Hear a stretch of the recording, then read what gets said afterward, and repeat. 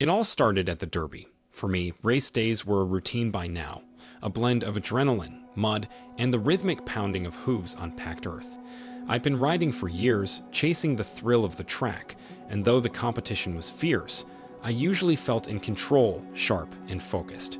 But that day was different. My name's Cloud, and I'm a Derby rider. If you'd asked me then, I'd have told you that my life revolved around horses, speed, and the occasional beer after a race. Love? Romance. Those weren't even on my radar. Not until I saw him. He was sitting a few rows up in the grandstand, wearing a navy jacket that hugged his frame just enough to catch my eye. His hair was slightly tousled, like he'd been caught in a breeze but hadn't bothered to fix it. What struck me most, though, were his eyes, intense and focused, scanning the track like he was trying to understand every move. When I rode past the stands during warm-ups, his gaze locked on mine for just a second, and I swear something electric passed between us. I shook it off. Derby riding wasn't the kind of sport where distractions helped your odds. The race itself was grueling. Storm, my jet-black gelding, was in top form, his muscles coiling and releasing beneath me with every stride. We pushed hard, skimming past rivals, mud spraying in wide arcs as we rounded the bends.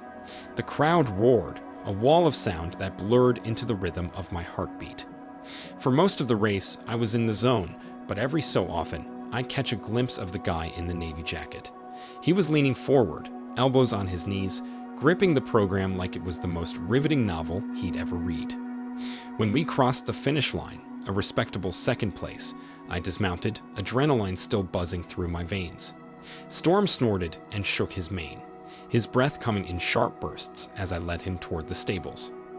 I should have been focused on cooling him down, checking his legs, and debriefing with my team. Instead, my mind kept circling back to that guy in the stands. Who was he? And why had a single glance from him felt more potent than the rush of the race?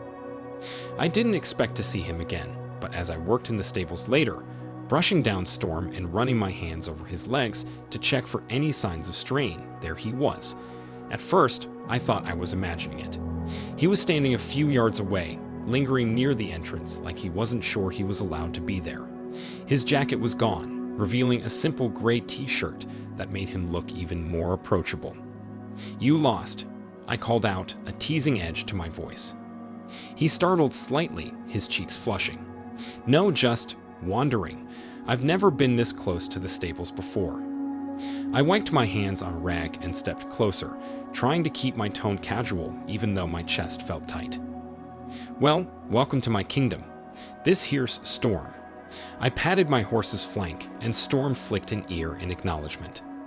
He smiled, a small, hesitant smile that made something warm unfurl in my chest.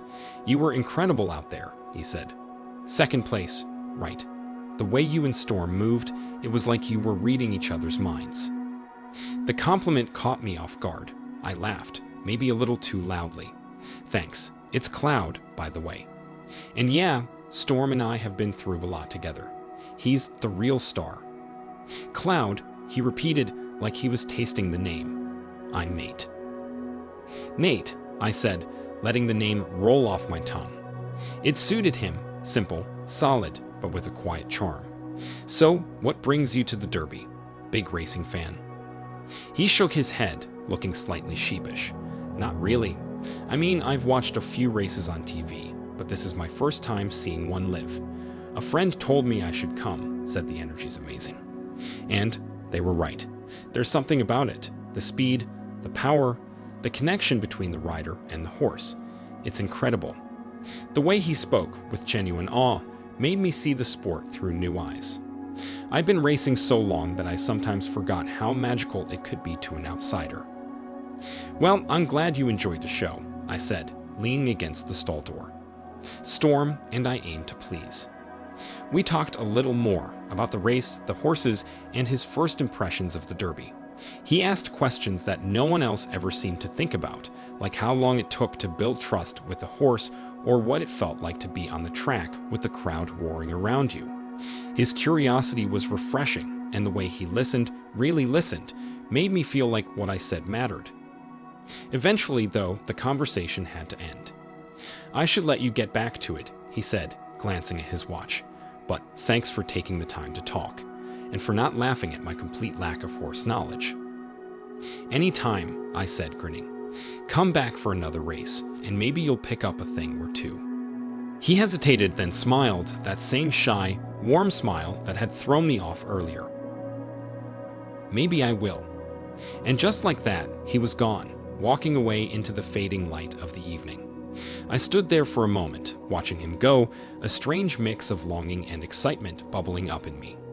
I'd met plenty of people at the Derby over the years, but none of them had ever lingered in my thoughts the way Nate did. That night, as I lay in bed, the usual post-race exhaustion tugging at my limbs, I couldn't stop thinking about him, his smile, his questions, the way his eyes had followed every move on the track. I didn't know if I'd ever see him again, but I knew one thing for sure. He'd already left a mark on me, and I wasn't sure I wanted it to fade. A couple of weeks later, I found myself on one of my rare easy rides. The Derby circuit had quieted down for a bit, and I decided to spend a lazy afternoon with Bluebird, my favorite mare. She was a sleek chestnut with a white star on her forehead and a gentle temperament that made her a joy to ride. We'd taken a familiar trail near the woods, where the world seemed to shrink down to the rustle of leaves and the rhythm of hooves on soft earth. As we rounded a bend, I spotted a figure up ahead. It didn't take long to recognize him, Nate in the flesh, strolling along the trail with his hands in his pockets. He looked a little out of place among the scattered riders, wearing sneakers and jeans that were clearly not meant for the dusty path. But there he was, and seeing him sent a jolt through me that I couldn't quite explain. "You stalking me now?" I called out, pulling Bluebird to a halt a few feet away. Nate looked up, startled at first, but then his face broke into a grin.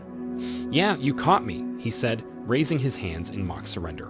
"Figured I'd infiltrate the Derby world one step at a time." I smirked, patting Bluebird's neck. "Careful, next thing you know, you'll have a horse and a helmet."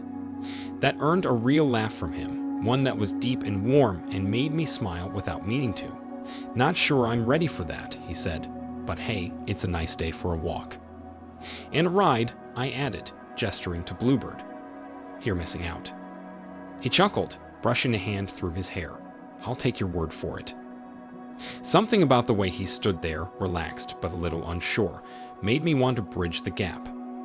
Without overthinking it, I nudged Bluebird forward so we were walking side by side, me on horseback and him on foot. "What brings you out here?" I asked, genuinely curious.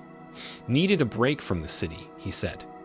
"I remembered you mentioned you ride out here sometimes, and I thought, I don't know, maybe I'd see you." The honesty in his voice caught me off guard. I glanced down at him, trying to gauge if he was serious, and found him looking straight ahead, like he was afraid to meet my eyes. "Well, here I am," I said lightly. "Guess it worked." He laughed again, and we fell into an easy rhythm. We talked as we walked, nothing too deep, just the kind of back and forth that felt natural. He told me about the terrible coffee at the office where he worked and how he'd once spilled a whole mug of it on his boss's desk during a meeting. I countered with a story about the time I'd fallen off a horse during a school demonstration and landed in a pile of manure. "You're kidding," he said, doubling over with laughter. "Wish I was," I said, grinning despite myself. The kids loved it, though, made their day. By the time we reached a small clearing where the trail split, the conversation had shifted to quieter topics. The smell of fresh rain, the way the woods seemed to hum with life if you stopped to listen. I found myself relaxing in a way I hadn't in a long time. Nate had this way of being present, of making you feel like there was nowhere else he'd rather be. As the sun dipped lower in the sky, casting long shadows across the trail, I realized we'd been walking for over an hour. Bluebird seemed content, her ears flicking lazily as we meandered. "You should come by sometime," I said, almost without thinking. "See the horses up close. Maybe even ride one, if you're up for it." Nate stopped, looking up at me with an expression I couldn't quite read. For a moment, I wondered if I'd overstepped, but then he smiled, soft and a little unsure. "I'd like that," he said. "Yeah." "Yeah," he repeated, nodding as if convincing himself. "I've never been around horses much, but I think I'd like to give it a shot." The warmth in his voice settled over me like a blanket. Well, then it's a date, I said, trying to keep my tone light even as my heart picked up speed. A date, huh? He teased, raising an eyebrow. I shrugged, grinning. Call it whatever you want. We parted ways not long after, but as I watched him walk back down the trail, hands in his pockets and the fading sunlight catching in his hair, I knew I'd be replaying this moment in my head for days. There was something about Nate, something that made the world feel a little brighter, a little more alive. And for the first time in a long time, I found myself looking forward to what might come next. When he showed up at my apartment a few days later, I could tell he put some thought into it. Nate had this effortless way of looking good, like he wasn't trying too hard, but everything about him just worked. His hair was slightly messy in that deliberate way, and he wore a button-up shirt with the sleeves rolled up, exposing just enough of his forearms to be distracting. Nice place, he said as he stepped inside, glancing around. I laughed, scratching the back of my neck. Thanks, but don't get your hopes up. It's more function than flair. My apartment wasn't much to write home about, a modest little spot above the stables, with wood-paneled walls that always smelled faintly of hay and leather. The furniture was mismatched, and the kitchen was barely big enough to turn around in, but it was mine. He looked around like he was genuinely impressed. It's cozy, he said, and the way he smiled at me made me believe it wasn't just politeness. Come on, the horses are the real highlight, I said, leading him back downstairs to the stables. The second we stepped into the barn, Nate's eyes lit up. It wasn't his world, but he seemed to soak in the atmosphere like he belonged there anyway. Bluebird, as usual, was the star of the show. I introduced him to her first, and he reached out tentatively to stroke her neck. She's beautiful, he said softly, as if afraid to disturb her. She knows it, I replied, grinning. From there, I gave him the full tour. I walked him down the rows of stalls, introducing him to each horse, sharing their quirks and personalities. Nate listened intently, nodding like he was taking mental notes. His questions ranged from genuinely thoughtful, like how long I'd been working with horses, to hilariously clueless. So, do they actually sleep standing up? Yes, I said, trying to keep a straight face, but only when they're planning their next evil scheme. He laughed, and it was one of those laughs that started small but grew until we were both cracking up, leaning against the stable walls like we couldn't catch our breath. By the time we went back upstairs to my apartment, the sun had dipped below the horizon, casting a warm, golden glow through the windows. I pulled out a couple of beers from the fridge, and we settled on my worn-out couch. At first, we just talked, the kind of easy conversation that felt like we'd known each other for years.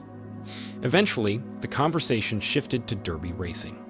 I pulled out my phone to show him some old videos, me in competitions, a few spectacular wipeouts, and even some of the big wins I was proud of. He leaned in close to watch, so close that I could feel the warmth of his arm brushing against mine. That one was impressive, he said, pointing to a particularly tight maneuver in one of the clips. You make it look so effortless. It's not, I admitted, chuckling, but it's worth it. We kept scrolling, watching clip after clip, until there was a moment where neither of us said anything. The room felt still, the only sound the faint creak of the couch as we shifted slightly closer. I glanced at him, and he was already looking at me. It was one of those moments that feels suspended in time, where everything sharpens, the curve of his lips, the way his eyes softened, the faint flush on his cheeks. I didn't overthink it. I just leaned in, closing the gap between us. When our lips met, it wasn't dramatic or rushed. It was gentle and unhurried, like we'd been building to this all along without realizing it. His hand found its way to my jaw, and mine rested lightly on his knee, grounding us both. When we pulled back, he looked at me with this mix of surprise and warmth that made my chest tighten in the best way. Well, he said, his voice low and teasing, that was unexpected. Good unexpected, I asked, trying to sound casual even as my heart raced. The best kind, he replied, smiling. We didn't move apart after that. If anything, we leaned closer, the space between us shrinking until it felt like the only thing in the world was him and me and this tiny, perfect moment. A week later, I worked up the nerve to ask Nate if he wanted to spend a day in town. It wasn't something I usually did. Spontaneous trips and carefully planned dates weren't really my thing. But there was something about Nate that made me want to step out of my usual routine. "No horses this time, I promise," I joked over the phone. "Just dinner and a few places I think you'll like." He laughed, a sound that somehow managed to settle my nerves and make my chest feel light all at once. "All right," he said, "but if I see even a single saddle, I'm out." When the day finally came, I felt a mix of excitement and nerves that I hadn't expected. Nate was already waiting when I arrived at the small restaurant near the town square. He leaned casually against the lamppost, his hands tucked into the pockets of his jacket, looking effortlessly at ease. The way his face lit up when he saw me sent a spark of warmth through me that I couldn't quite explain. "Right on time," he said, grinning as I walked up. "Impressed?" I shot back. "I'm not always late." We stepped inside the restaurant, the soft lighting casting a warm glow over the rustic wooden tables and walls adorned with vintage photographs. The scent of freshly baked bread and simmering herbs filled the air, and it was the kind of place where time seemed to slow down. Over dinner, the conversation flowed easily. Nate was an open book, sharing stories from his life with a mix of humor and sincerity that made me want to hear more. I found myself opening up too, talking about growing up on the farm, my first disastrous attempt at riding, and the time I got chased by a particularly grumpy rooster. Nate laughed until tears streamed down his face, and though I tried to act offended, his laughter was infectious.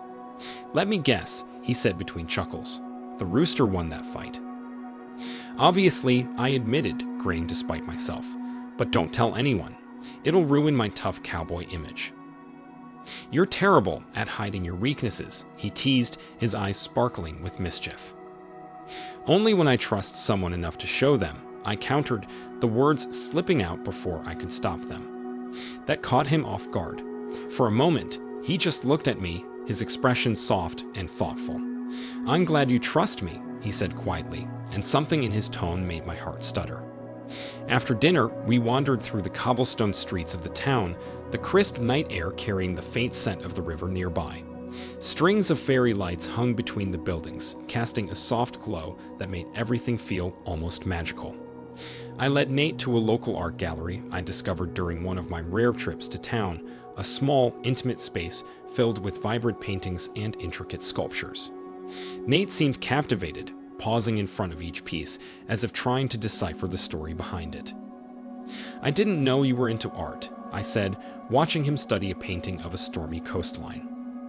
"I'm into stories," he replied, glancing at me. "And every piece here has one." From there, we strolled along the riverbank, the water glinting under the light of the moon. We talked about everything and nothing, our favorite books, the worst jobs we'd ever had, and our dreams for the future. It was easy, natural, like we'd known each other for years instead of weeks. When we stumbled upon a tiny vintage bookshop that was somehow still open, Nate insisted we go inside.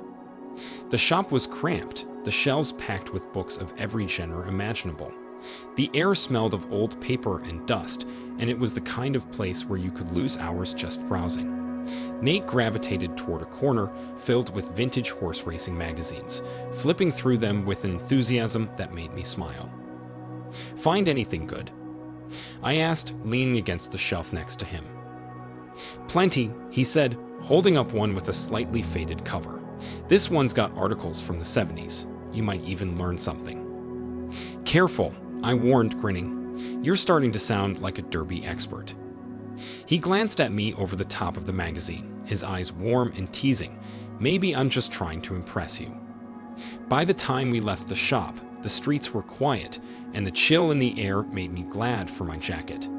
We walked in comfortable silence to the small hotel I'd booked for the night, the warm glow of the lobby lights a welcome contrast to the cool night outside. In the room, everything slowed down. We sat on the edge of the bed, talking softly, the conversation gradually fading into quiet pauses. Nate shifted closer, his knee brushing against mine, and when he looked at me, there was something unspoken in his eyes. The first kiss was gentle, almost tentative, as if we were both savoring the moment. His lips were warm and soft against mine, and the world seemed to fade away until it was just us, caught in this perfect bubble of time. We didn't rush. Every touch, every kiss felt deliberate, like we were exploring something fragile and precious. Eventually, we lay back against the pillows, tangled in each other, sharing whispered words and quiet laughter. I couldn't help but grin back, leaning down to kiss him again, the kind of kiss that felt like a promise. There was no need to rush or define what was happening. It was enough to just be there, to let the moment stretch on, to feel like I was exactly where I was supposed to be. Time seemed to lose its grip on us, the hours melting into one another as we stayed wrapped up in the warmth of each other's presence. There was no grand declaration, no dramatic gestures, just quiet moments, deliberate touches, and the kind of laughter that made everything else feel small and far away. And in those moments, I knew that whatever this was, it was something I didn't want to let go of. As he rested his head on my shoulder, his breath warm against my neck, he murmured, "This was a good idea." "Which part?" I asked, my fingers lightly tracing patterns along his arm. "All of it," he replied, and as I closed my eyes, I realized he was right. Every moment with him felt like exactly where I was supposed to be. The fifth time I saw Nate, it was at another derby race. This one felt different from the start, though, and not just because of the competition. Nate had become something more than a casual acquaintance or even a friend. He'd become my anchor, my calm amidst the chaos of racing and life. He arrived early, leaning against the rail near the stables, dressed in a simple button-down and jeans that somehow made him look effortlessly put together. His nervous energy was contagious. He kept shifting his weight from one foot to the other, his eyes darting between the other riders and me as I prepped Bluebird. "You ready?" he asked, his voice steady, but his hands fidgeting with the hem of his shirt. "As I'll ever be," I replied, flashing him a grin I hoped looked more confident than I felt. He stepped closer, his eyes locking onto mine. "You've got this," he said quietly, his tone full of conviction. And then, before I could respond, he grabbed my arm and kissed me. It wasn't the quick, stolen kiss of someone trying to avoid attention. No, this was bold, unreserved, and full of something that left me breathless. The world seemed to pause for a moment, the bustle of the stables, the chatter of the crowd, even the pounding in my chest. When he pulled back, a faint blush coloring his cheeks, he smiled like he couldn't help himself. "For good luck," he said, his voice soft but confident. I laughed, shaking my head, trying to keep my heart from racing faster than Bluebird ever could. You sure know how to motivate a guy. With that, I mounted Bluebird, the adrenaline coursing through me sharper and more electric than ever before. The cheers of the crowd blurred into white noise as I focused on the track ahead, the feel of the reins in my hands, and the steady rhythm of Bluebird beneath me. The race was a blur of speed and strategy, but for the first time, I felt something more than just the thrill of competition. Nate's kiss lingered in my mind like a spark, pushing me forward with every stride. By the final turn, we were ahead by a length, and I could feel it, the win was ours. As we crossed the finish line, the roar of the crowd erupted, but I only cared about finding one face in the sea of people. My eyes scanned the stands until they landed on Nate. He was standing, arms raised in the air, his smile so wide, it seemed to light up the entire track. I didn't even dismount properly. I slid off Bluebird and made my way toward him, weaving through the throng of people until I reached the barrier separating the crowd from the winner's circle. Nate was already there, his excitement spilling over as he practically launched himself into my arms. "You did it," he shouted, his voice cracking slightly with emotion. "We did it," I corrected, pulling him into a tight hug. Cameras flashed around us, capturing the moment for the world to see, but I didn't care. Let them look. This was ours. Nate didn't let go, his laughter vibrating against my chest as I held him. "I'm claiming full credit for that win," he teased, pulling back just enough to meet my eyes. "Fair enough," I replied, grinning. "You are my good luck charm, after all." The rest of the day passed in a haze of celebration. There were interviews, photographs, and the heavy weight of the winner's trophy in my hands, but nothing compared to having Nate by my side. He was there for all of it, his pride in me shining through in every word, every glance. Later, when the crowds had dispersed and the track was quiet again, we found ourselves sitting on the edge of the stables, watching the sun set over the hills. "You know," I said, nudging him gently with my shoulder, "I think you've ruined me." "Ruin you?" he asked, feigning offense. "Yeah," I said, my tone light, but my words carrying more weight than I let on. "Before you, it was just me and the horses. Simple. Now I've got this thing. This person who makes me care about stuff I never thought I'd care about." Nate tilted his head, his expression softening as he reached for my hand. "If that's ruined, I think I'll take it," he said quietly. In that moment, I knew my life had changed in ways I couldn't have imagined. Nate wasn't just some fleeting chapter or a passing crush.